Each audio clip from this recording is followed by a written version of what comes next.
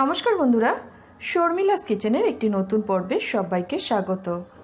আজকের রেসিপি নান পুরি।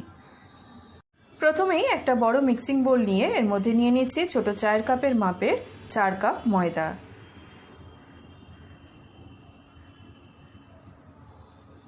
এবার এর মধ্যে দিয়ে দিচ্ছি half teaspoon baking powder, 1/4 teaspoon baking soda, 1 teaspoon নুন আর 2 টিস্পুন চিনি।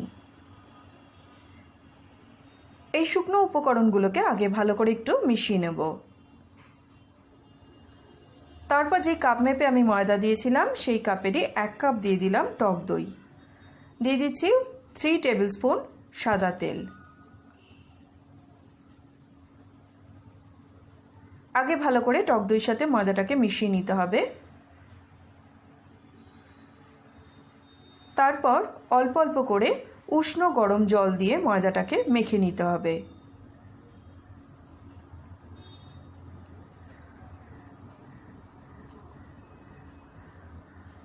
ময়দাটাকে এইভাবে মেখে অন্তত 3-4 ঘন্টা কোনো গরম জায়গায় ঢাকা দিয়ে রেখে দেওয়ার চেষ্টা করবেন, তাতে কিন্তু নানপুরিগুলো বেশ ভালো তৈরি হয়। হাতে করে একটু সাদা তেল ময়দার গায়ে মাখিয়ে এটাকে ঢাকা দিয়ে রেখে দিচ্ছি।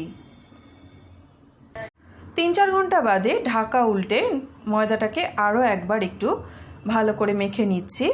তারপর এটা থেকে লেচি কেটে নিচ্ছি। লুচির থেকে একটু বড় সাইজের লেচি কিন্তু এখানে তৈরি করে নিতে হবে। তারপর বেলুন এবং চাকিতে ভালো করে তেল মাখিয়ে একটা একটা করে লেচি নিয়ে নানপুরিগুলোকে বেলে নিতে হবে। কড়াইতে একটু বেশি পরিমাণে সাদা তেল গরম করে নিয়ে এক এক করে নানপুরিগুলোকে দিয়ে ভেজে নিতে হবে। ভাজবার সময় ওপর থেকে এরকম হালকা হালকা করে একটু চাপ দেবেন, তাহলে বেশ দেখবেন নানপুরিগুলো ফুলে উঠেছে। এরপর এপিট ওপিট উল্টে পাল্টে এক এক করে নানপুরিগুলোকে ভেজে নিতে হবে। ভেজ নন ভেজ যে কোনো সাইড ডিশের সাথে কিন্তু আপনারা এই নানপুরি সার্ভ করতে পারেন।